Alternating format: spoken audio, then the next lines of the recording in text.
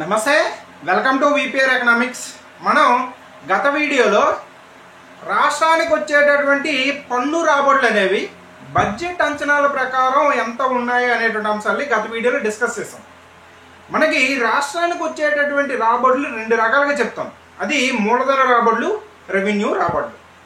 ఈ రెవెన్యూ రాబడుల్లో ఏముంటాయంటే కేంద్ర పన్నులలో వాటా అనేది ఉంటుంది. అదేవిధంగా రాష్ట్రానికి వచ్చేటటువంటి సొంత పన్నుల ద్వారా వచ్చేటటువంటి ఆదాయం ఉంటుంది. అదేవిధంగా రాష్ట్రానికి పన్నేతర రాబడులు అంటే పన్నుల ద్వారా కాకుండా ఇతర వనరుల ద్వారా ఆదాయం అనేది ఉంటుంది. అలాగే ఈ గ్రాంట్ల రూపంలో వచ్చేటటువంటి ఆదాయం, ఈ నాలుగు కలిపి మనం రాష్ట్రానికి వచ్చే రెవెన్యూ రాబడులుగా చెప్తాం. గత వీడియోలో మనం ఈ పన్ను రాబడుల గురించి చెప్పాం. ఈ పన్ను రాబడులు అనేవి ఆర్థిక సర్వే ప్రకారం ఎంత వచ్చినట్టు చూసించారు, బడ్జెట్లో ఎంత అంచనా వేశారు అనేది గత వీడియోలో డిస్కస్ చేసాం. ఇప్పుడు ఈ వీడియోలో మనం ఈ పన్నేతర రాబడులు అనేవి ఆర్థిక సర్వే ప్రకారం ఎంత వచ్చాయని సూచించారు, అదేవిధంగా బడ్జెట్ ప్రకారం ఎంత అంచనాలు వేశారు అనేది మనం ఈ వీడియోలో డిస్కస్ చేద్దాం. అయితే ఇప్పుడు మనం చెప్పేదంతా కూడా మనకి ఆర్థిక సర్వే నుంచి తీసుకొని ఈ టేబుల్ అనేది మనం చెప్తా ఉన్నాం. చూడండి, రాష్ట్ర సొంత పన్నేతర రాబడులు రాష్ట్రం విధించే పన్నుల ద్వారానే కాకుండా ఇతర మార్గాల ద్వారా కూడా ఆదాయం అనేది వస్తుంది. ఈ ఇతర మార్గాలతో పన్నుల ద్వారా కాకుండా ఇతర మార్గాల ద్వారా వచ్చేటటువంటి ఆదాయాన్ని మనం పన్నేతర రాబడులు అని చెప్తాం. ఈ పన్నేతర రాబడులు అనేవి మనం చూసుకున్నట్లయితే ఆర్థిక సర్వే 2022-23 ఆర్థిక సర్వే ప్రకారం మనకి ఒకటి గనులు మరియు ఖనిజాల ద్వారా 2021-22 సంవత్సరానికి 2,983 కోట్ల రూపాయలు రావడం అనేది జరిగింది. అదే 2022-23 ఆర్థిక సంవత్సరానికి అంచనాలుగా అడ్వాన్స్డ్ ఎస్టిమేషన్స్ అంటాం. దీన్ని ఎందుకోసం అడ్వాన్స్డ్ ఎస్టిమేషన్స్ అంటాం అంటే మనకి ఈ ఆర్థిక సర్వే అనేది ఫిబ్రవరిలో ప్రవేశపెడితే మనకి ఆర్థిక సంవత్సరం అనేది మార్చి 31కి ఎండ్ అవుతుంది. కాబట్టి ముందస్తు అంచనాలు ప్రకటించడం అనేది జరుగుతుంది. సో ఇలా మనకి 2022-23 సంవత్సరానికి 3,893 కోట్లు మనకి గనులు ఖనిజాల ద్వారా రావచ్చని సూచించడం అనేది జరిగింది ఆర్థిక సర్వే. అంటే గనులు రాష్ట్ర ప్రభుత్వానికి చెందినటువంటి మైన్స్ లీజ్కి ఇవ్వడం కావచ్చు, సహజ వాయువు ఇటువంటివి లీజ్కి ఇవ్వడం ద్వారా మనకి రాయల్టీలు, ఫీజుల రూపంలో మనకి రాష్ట్ర ప్రభుత్వానికి ఈ గనులు మైనింగ్ అండ్ మినరల్స్ ద్వారా ఆదాయం అనేది పన్నేతర ఆదాయం అనేది రావడం అనేది జరుగుతుంది. ఇలా మనకి 21-22 అయితే 2,983 కోట్ల రూపాయలు, అదేవిధంగా 22-23 అయితే 3,893 కోట్ల రూపాయలకు అంచనా వేయడం అనేది జరిగింది. నెక్స్ట్ది అడవులు. ఈ అటవీ ఉత్పత్తుల్ని విక్రయించడం ద్వారా కూడా రాష్ట్ర ప్రభుత్వానికి ఆదాయం అనేది వస్తుంది.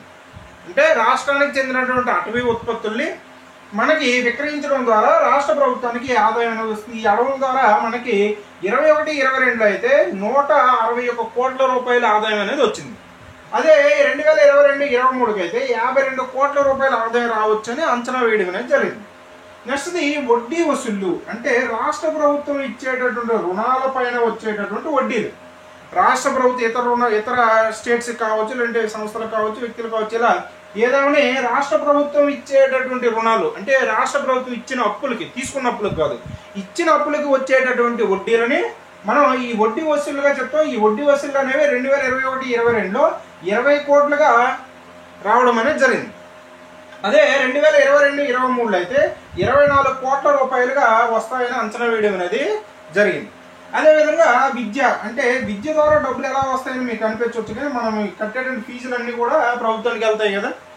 అంటే స్కూల్ ఫీజులు కావచ్చు, మనకి కాలేజ్ ఫీజులు కావచ్చు, లేదంటే ఏవైనా ఎగ్జామ్స్ కండక్ట్ చేస్తే ఆ ఎగ్జామ్స్ నుంచి వచ్చేటువంటి ఫీజులు కావచ్చు, ఇవన్నీ కూడా మనకి ఈ విద్య ద్వారా వచ్చేటటువంటి ఆదాయం కానీ మనం చూసుకున్నట్లయితే 2021-22లో రాష్ట్ర ప్రభుత్వానికి 420 కోట్ల రూపాయలు ఎడ్యుకేషన్ ద్వారా రావడం అనేది జరిగింది.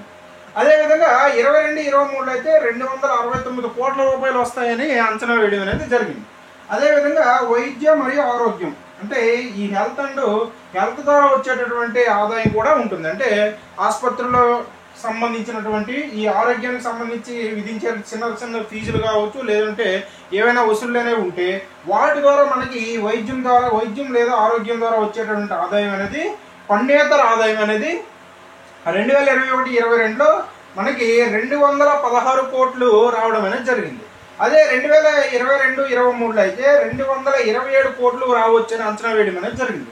నెక్స్ట్ది పోలీస్ సేవల ద్వారా. అంటే పోలీస్ సేవల ద్వారా కూడా రాష్ట్ర ప్రభుత్వానికి పన్నేతర ఆదాయం అనేది వస్తుంది. అంటే ఈ పోలీస్ సేవల ద్వారా విధించేటటువంటి మనకి జరిమానాలు లాంటివి ఇటువంటివన్నీ కూడా మనకి ఉంటాయి. కాబట్టి ఆ పోలీస్ సేవల ద్వారా వచ్చినటువంటి ఆదాయంగా మనం చూసుకున్న పన్నేతర ఆదాయంగానే రాష్ట్ర ప్రభుత్వానికి వచ్చినటువంటి పన్నేతర ఆదాయంగా మనం చూసుకున్నట్లయితే 21-22లో మనకి 190 కోట్ల రూపాయలు ఈ పోలీస్ సేవల ద్వారా రావడం అనేది జరిగింది. అదే 22-23లో అయితే 290 కోట్లు పోలీస్ సేవల ద్వారా వస్తాయని, అంటే పోలీస్ సేవల ద్వారా వాళ్ళు ఇచ్చే సేవలకి వచ్చేటువంటి రాబడులు కాదు, విధించేటటువంటి జరిమానాలు, ఫీజులు, జరిమానాలు ఇటువంటి వాటి కోసం వచ్చేటటువంటి అంశాలకి మనం ఈ 22-23లో అయితే 290 కోట్లు, 21-22లో అయితే 190 కోట్లుగా అంచనా వేయడం అనేది జరిగింది. నెక్స్ట్ ఇతర రాబడులు, అంటే రాష్ట్రానికి వచ్చేటటువంటి ఇతర రాబడులు కూడా ఉంటాయి. మనకి డెవలప్మెంట్ సంబంధించినవి కావచ్చు, పనులు చేయడం వల్ల విధించేటటువంటి, అదేవిధంగా హెచ్ఈట్స్ అంటాం, అంటే మరణించినటువంటి వ్యక్తికి సంబంధించి వారసులు ఎవరు లేకపోతే వాళ్ళ యొక్క ఆస్తులని స్వాధీనం చేసుకోవడం అనేది జరుగుతుంది. ఇలాంటి అనేక రకాలైనటువంటి ఇతర రాబడుల ద్వారా కూడా రాష్ట్ర ప్రభుత్వానికి మనకి 2021-22లో 1026 కోట్లు రావడం అనేది జరిగింది. 2022-23లో అయితే 1756 కోట్లు రావచ్చని అంచనా వేయడం అనేది జరిగింది. టోటల్గా చూసుకున్నట్లయితే మొత్తం మనకి ఆర్థిక సర్వే ప్రకారం రాష్ట్ర ప్రభుత్వానికి వచ్చినటువంటి పన్నేతర రాబడులు కానీ మనం చూస్తే 21-22లో 5018 కోట్లు రావడం అనేది జరిగింది. అదే 22-23లో అయితే 6511 కోట్లు రావచ్చని అంచనా వేయడం అనేది జరిగింది. ఈ విధంగా మనకి ఈ ఆర్థిక సర్వేలో 21-22కి సంబంధించినటువంటి ఫిగర్స్ ఇవ్వడం అనేది జరిగింది. అదేవిధంగా 22-23కి సంబంధించినటువంటి అడ్వాన్స్డ్ ఎస్టిమేషన్స్, ముందస్తు అంచనాలని ఇవ్వడం అనేది జరిగింది. అదే బడ్జెట్ పరంగా మనం చూసుకున్నట్టుగా చూడండి, 2023 బడ్జెట్ ఎస్టిమేషన్లో మనకి ఈ పన్నేతర రాబడులు అనేవి మొత్తం 15,400 కోట్ల రూపాయలు రావచ్చని అంచనా వేయడం అనేది జరిగింది. రాష్ట్ర యొక్క పన్నేతర రాబడులు అనేవి 2023-24 బడ్జెట్ అంచనాలలో మనకి 15,400 కోట్ల రూపాయలు వస్తాయని అంచనా వేయడం జరిగింది. అదే 24-25 ఇంటీరియం బడ్జెట్లో, మధ్యంతర బడ్జెట్లో మనకి 14,400 కోట్ల రూపాయలు వస్తాయని అంచనా వేయడం అనేది జరిగింది. ఈ మొత్తం రెవెన్యూ రాబడుల్లో వీటిని 4% అంచనా వేయడం అనేది జరిగింది.